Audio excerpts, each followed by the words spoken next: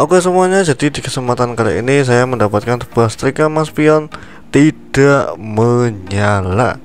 Apakah kerusakannya dan bagaimanakah cara memperbaikinya? Oke, jangan lupa subscribe dulu ya, karena di sini saya sering membagikan perbaikan peralatan listrik rumah tangga yang tentu aja akan selalu saya bahas di channel ini. Segala kerusakan setrika, mesin cuci, magicom, magicel, terus kulkas, terus pompa air, AC, kadang-kadang ya sih, tapi jarang sih. Oke, langkah selanjutnya kalau kita amati dari sini, di sini tuh kabelnya menurut saya aman dan nyaman ya, karena tidak ada benjolan, tidak ada kabel yang keluar, tidak tertekuk-tekuk banget. Jadi saya rasa aman. Kemudian langkah selanjutnya kita akan melepas perkabelannya dan kita akan melepas tutupnya. Kemudian kita akan mengamati sih apa sih yang menyebabkan setrika ini tidak dapat menyala. Nah, apabila Anda kesulitan dalam membuka baut yang udah berkarat, Anda bisa gunakan Restone spray seperti yang ada di video ini ya. Anda bisa cari di Tokopedia atau toko-toko online tertentu. Oke, kita bongkar-bongkar dulu.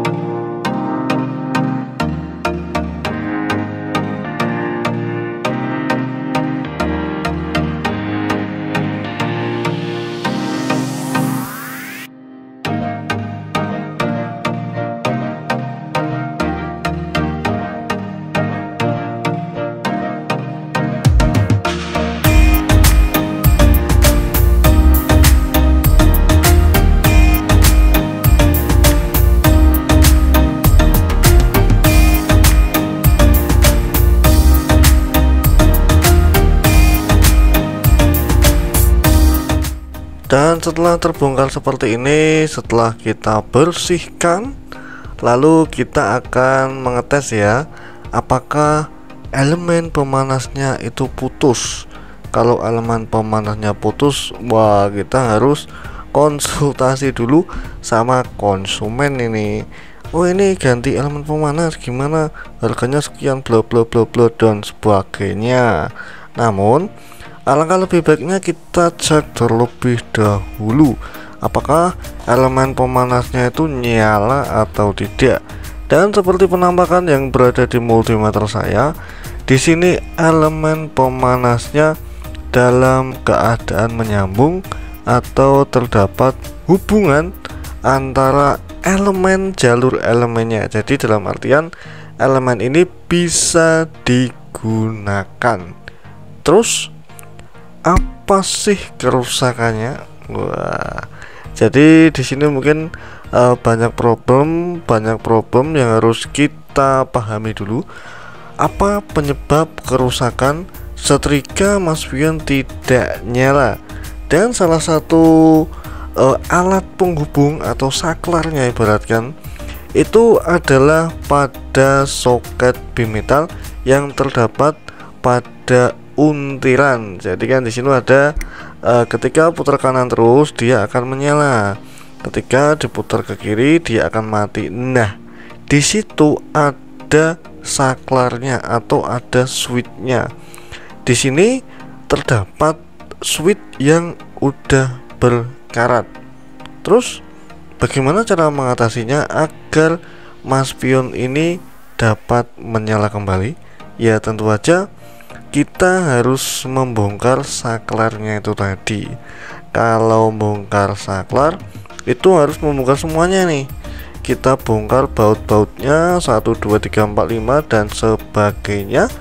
Kemudian kita akan mengamplasnya. Ya kemungkinan kita akan mengamplas, kita akan kerik sampai kerak-keraknya itu hilang, dan kita tes. Seharusnya setelah kita klik, setelah kita amplas, itu tersambung seperti semula dan setrika dapat digunakan kembali. Dan oke, kita akan melepas terlebih dahulu bagian ininya ya, saklarnya. Nah di sini terlihat saklarnya ini ada soket yang terhubung, ada kuningan yang terhubung. Nah di sini udah timbul karat. Apabila Anda mengamati dari sini, ini udah timbul karat. Langkah selanjutnya yang harus kita lakukan adalah kita akan mengamplasnya. Amplasnya terserah sih, kalau bisa pakai amplas yang halus, amplas 1000 atau 700 atau ya 1000 sih paling enak. Dan setelah kita amplas, waduh cepet banget bang, ya emang tak percepat daripada kelamaan ya enggak. Setelah kita amplas seperti ini, hasilnya terhubung seperti ini. Pokoknya intinya harus terhubung lah.